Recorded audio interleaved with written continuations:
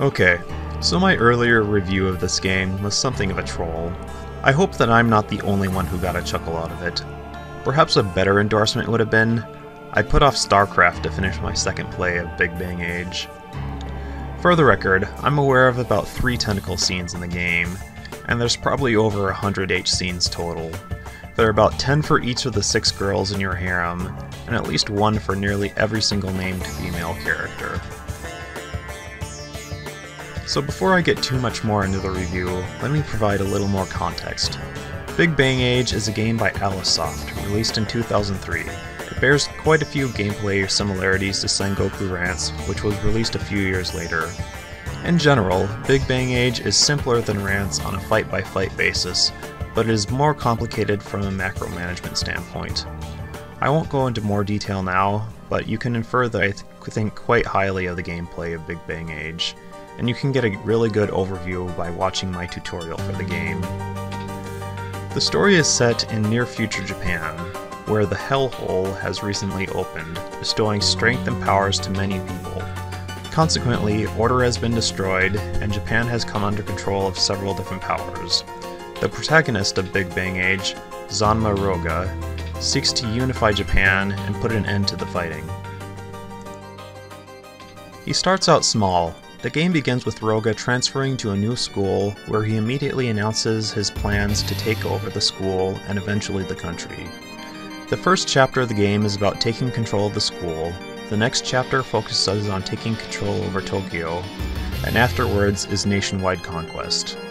Of course, as with any RPG, there are more significant forces behind the scenes, which are revealed to be the real enemy. So I mentioned that nearly every female character has an H-scene. The hentai follows a similar paradigm as Sengoku Rants, where the H-scenes have only one CG to support them, but there are a lot of scenes. Unlike Rants, the scenes have voice acting, so they're definitely better than the newer game. The scenes usually involve Roga having sex, but not always. For example, Roga is certainly not a tentacle monster. There is some rape going on, but it's never the fault of the protagonist. In fact, Roga routinely beats the crap out of would-be rapists. There's a wide variety of character design and fetishistic exploration. Just to briefly list a few examples, there's a couple of lolly-esque characters who actually stay lolly during the H-scenes. There's a female Shotokan doctor who's running off with young boys. There is some dabbling in BDSM, and the aforementioned tentacle scenes, and so on. I mentioned that a whole lot of hentai in this game comes from Roga's harem, which is a mixed blessing. Every other turn in the game, there is a heroine sex phase. That means that there is a regulated hentai scene every 10 to 15 minutes of gameplay, which is really way too frequent. I skipped over the vast majority of them. I definitely found the pre-sex dialogue a lot more important and interesting than most of the heroine sex. To make matters worse, all of the emotion is removed from these scenes because they provide gameplay bonuses. You never have sex with a girl because she's the one you like most. You have sex with her because she's got the bonus you need most at that point in the game.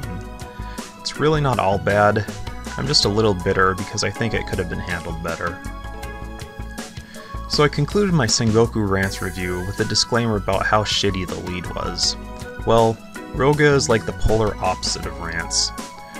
Rather than being one of the biggest scumbags on the planet, Roga is probably the most kind and honorable guy imaginable, yet he's still an awesome badass.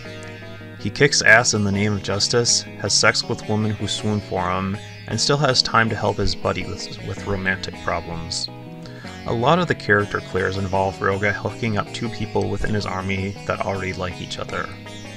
Roga is probably the only hentai protagonist I've ever seen who's actually earned his harem, rather than being the inexplicable beneficiary of fortune. So yeah, this is an awesome game all around. It doesn't have as much scenario variation as Sengoku Rants, but it's still awesome and warrants at least 2 plays. It'll keep you entertained for a long time. Don't let promises of tentacles scare you off.